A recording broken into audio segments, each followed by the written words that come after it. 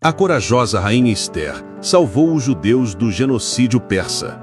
Quem os salvará do Irã?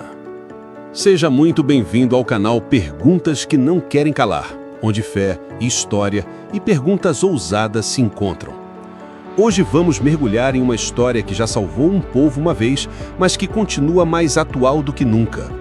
A pergunta que nos guia neste episódio é: a corajosa rainha Ester salvou os judeus do genocídio persa. Quem os salvará do Irã? Ou, ainda mais direto, a ameaça de extermínio dos judeus que surgiu na antiga Pérsia é a mesma que hoje ecoa no Irã moderno? O decreto de morte contra os judeus. No livro de Ester, do Antigo Testamento, nos deparamos com um plano sombrio, a tentativa de extermínio de todos os judeus dentro do Império Persa. Estamos por volta do século V a.C. A capital do império era Suzã, localizada no território que hoje conhecemos como sudoeste do Irã. O rei persa Assuero, identificado por muitos estudiosos como Xerxes I, reina sobre 127 províncias, do Egito até a Índia. É neste contexto que surge Amã, o Agagita, braço direito do rei. Ferido em seu orgulho por não receber reverência de Mardoqueu, um judeu, Amã planeja algo devastador. No livro de Ester, capítulo 3, versículos de 8 a 13, Amã convence o rei a emitir um decreto autorizando o extermínio total dos judeus em todas as províncias do reino, em um único dia. Mulheres, homens, crianças, sem distinção. É uma tentativa explícita de genocídio, séculos antes da palavra existir. A coragem de uma rainha. Mas algo muda o curso da história.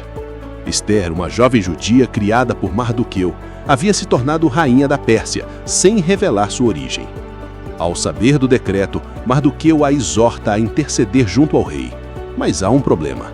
Ninguém pode se apresentar ao rei sem ser chamado. A pena é a morte. Mas mesmo assim, Ester decide agir.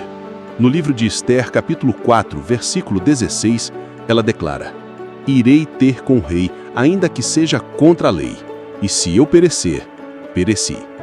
E ela vai. Ester se aproxima do trono e é recebida com favor. Convida o rei e Amã para 2 banquetes, e no segundo, revela a sua identidade e denuncia o plano mortal. No livro de Ester, capítulo 7, versículos 3 a 6, ela diz: se eu achei favor aos teus olhos, ó rei, rogo que me deis a minha vida e a vida do meu povo, pois fomos vendidos para ser destruídos, mortos e aniquilados. O rei reage com fúria, Amã é executado, e o novo decreto é emitido permitindo que os judeus se defendam. O povo se salva. A vitória se transforma em celebração, a festa de Purim, comemorada até hoje.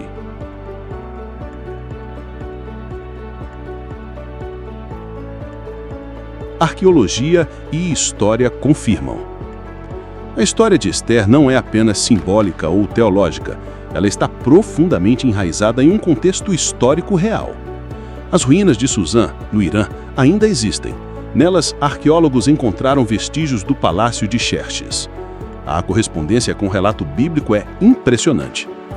Além disso, documentos persas antigos demonstram o funcionamento administrativo do império, a estrutura de decretos selados e a autoridade irrevogável de editos reais, como visto em Ester, capítulo 8, versículo 8, onde se diz: um decreto selado com o anel do rei, ninguém pode revogar.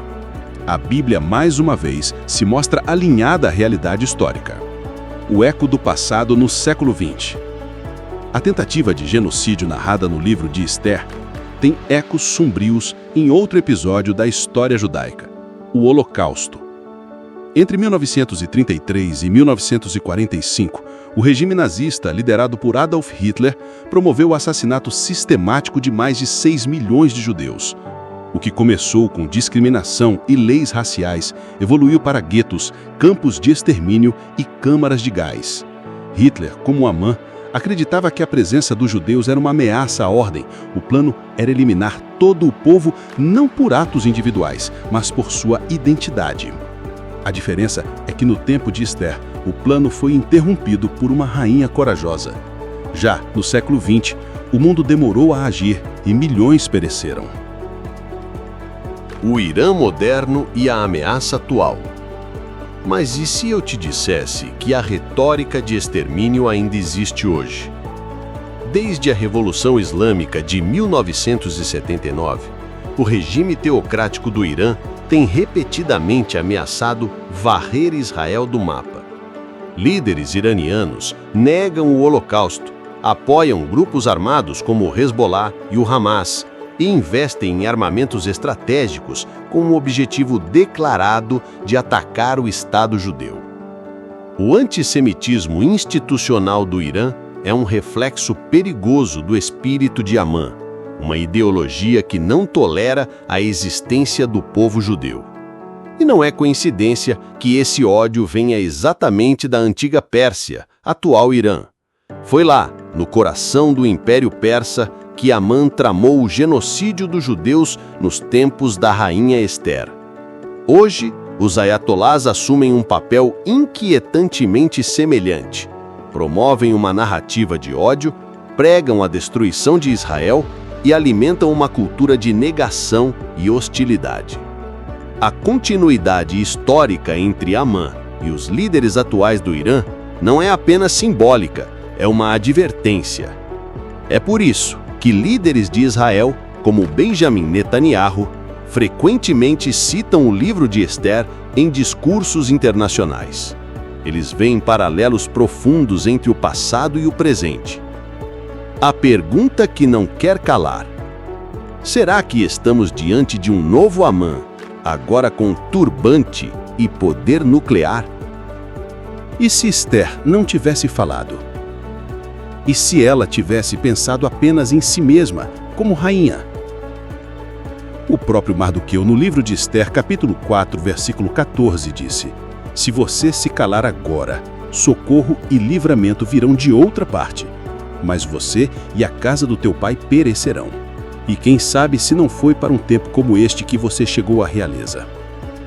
Essa pergunta ecoa ainda hoje. Será que pessoas comuns, com coragem, podem impedir uma tragédia global? Será que uma só voz pode mudar a história? Esther provou que sim. E talvez em nossos dias estejamos novamente diante da necessidade de coragem moral e posicionamento diante do mal.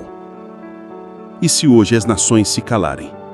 E se os líderes religiosos preferirem o conforto do silêncio à coragem da verdade? E se os intelectuais, os formadores de opinião e os influenciadores ignorarem o perigo crescente? E se os cidadãos comuns pensarem que isso não é problema meu? E se o medo ou a indiferença calarem aqueles que deveriam clamar por justiça? O silêncio de hoje pode custar vidas amanhã.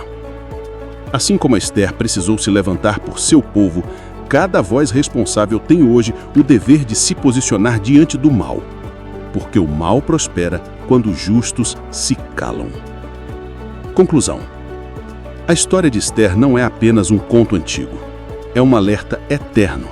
Um chamado à coragem diante da injustiça. Um lembrete de que o silêncio também mata. E uma esperança de que, como no passado, o mal não terá a última palavra. Se essa reflexão te impactou, compartilhe este vídeo. Inscreva-se no canal Perguntas que Não Querem Calar, ative o sininho e explore outros episódios onde a Bíblia, a história e a realidade se encontram com força e profundidade. Nos vemos no próximo vídeo.